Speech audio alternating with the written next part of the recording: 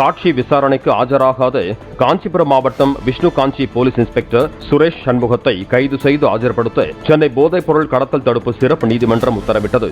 கடந்த 2019 ஆண்டு கஞ்சா கடத்தியதாக 2 பேரை கைது செய்த வழக்கின் விசாரணைக்கு ஆஜராக கோரி பலமுறை சம்மன் அனுப்பியும் அவர் ஆஜராகவில்லை என கூறப்படுகிறது.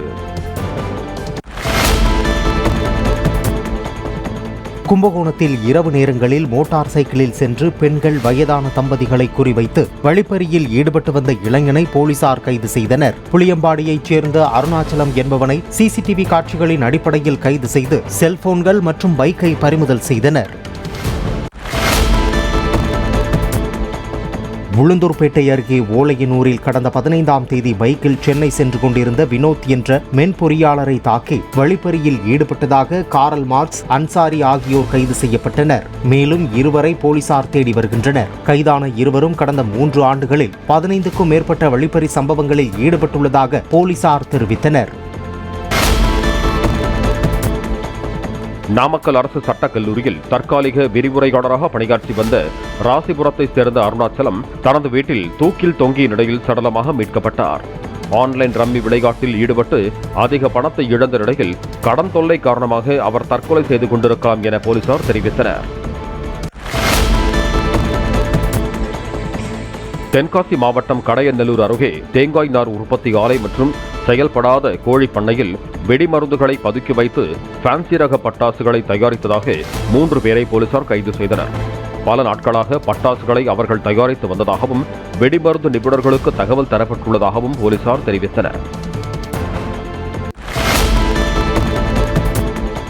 மயிலாடுதுறையில் மனைவியின் தலையை சுவற்றில் மோதி அடித்து கொலை செய்த கணவனுக்கு ஆயுள் தண்டனை விதித்து மாவட்ட அமர்வு நீதிமன்றம் உத்தரவிட்டுள்ளது. சரவணன் என்ற அந்த நபர் வேலைக்கு செல்லாமல் ஊர் சுற்றி வந்ததை அவரது மனைவி தேவி தட்டி கேட்டதால் கொலை செய்ததாக கூறப்படுகிறது. நெடுந்தீவு அருகே எல்லை தாண்டி மீன்பிடித்ததாக ராமேஸ்வரம் பகுதியைச் சேர்ந்த 3 மீனவர்களை அவர்கள் இருந்த படகுடன் இலங்கை கடற்படையினர் கைது செய்தனர். காங்கேசன்துறை கடற்படை முகாமுக்கு அழைத்துச் சென்ற மீனவர்களை விசாரணைக்கு பிறகு யாழ்ப்பாணம் மீன்வளத்துறை அதிகாரிகளிடம் ஒப்படைக்க உள்ளதாக தகவல் வெளியாகியுள்ளது.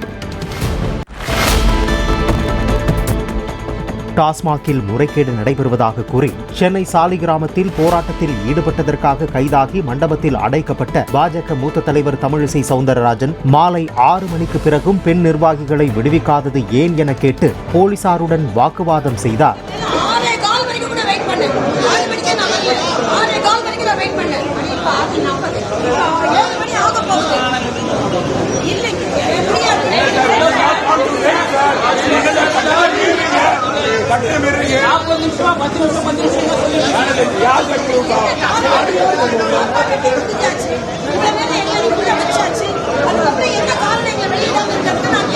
தமிழிசை போலீசாருடன் பேசிக் கொண்டிருந்த போதே அவருக்கு பின்னால் நின்றிருந்த பெண் ஒருவர் மயங்கி விழுந்தார்.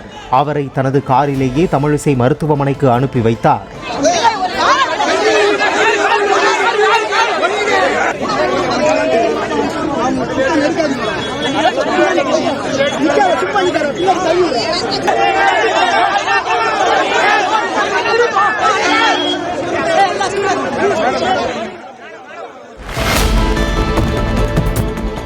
திருவண்ணாமலை அருணாச்சலேஸ்வரர் கோவிலை சுற்றியுள்ள 4 மாட வீதியில் 15 கோடி ரூபாய் மதிப்பீட்டில் சிமெண்ட் சாலை அமைக்கும் பணிக்காக திருவூடல் வீதியில் இருபுறமும் தோண்டப்பட்ட மழைநீர் கால்வாய் பள்ளத்தால் 70 ஆண்டுகால வீடு ஒன்று சரிந்து விழும் சூழ்நிலை ஏற்பட்டுள்ளது.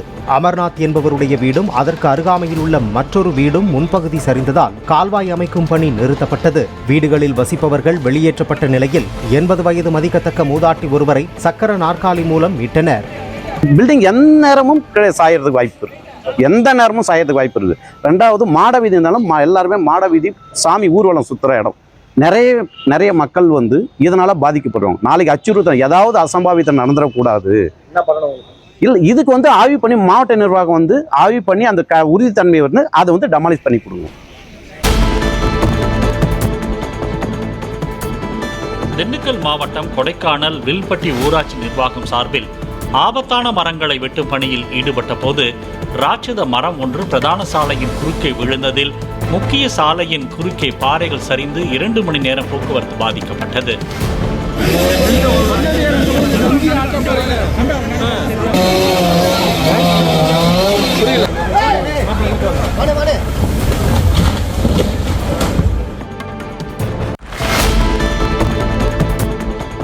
சென்னை மதுரவாயலில் கடந்த 7ஆம் தேதி பைக்கில் சென்று செயின் பறிப்பில் ஈடுபட்ட இருவரை 8 நாள் தேடுதல் வேட்டையில் 100க்கும் மேற்பட்ட சிசிடிவி காட்சிகளை ஆய்வு செய்து போலீசார் கைது செய்துள்ளனர். ஆவடியைச் சேர்ந்த அஜய், சஞ்சய் ஆகிய இருவரையும் நீதிமன்றத்தில் ஆஜர்படுத்தி சிறையில் அடைத்தனர்.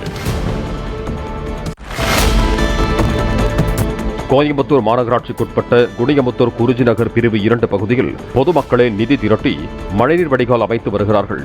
10 ஆண்டுகளாக மனு அளித்தும் நடவடிக்கை இல்லாததால் தாங்களே களம் இறங்கியதாக கூறும் மக்கள் செலவாகும் 15 லட்சம் ரூபாயில் 9 லட்சம் திரட்டிவிட்டதாகவும் எஞ்சிய 6 லட்சம் ரூபாயையாவது அரசு வழங்க வேண்டும் எனவும் கோரிக்கை விடுத்திருக்கிறார்கள்.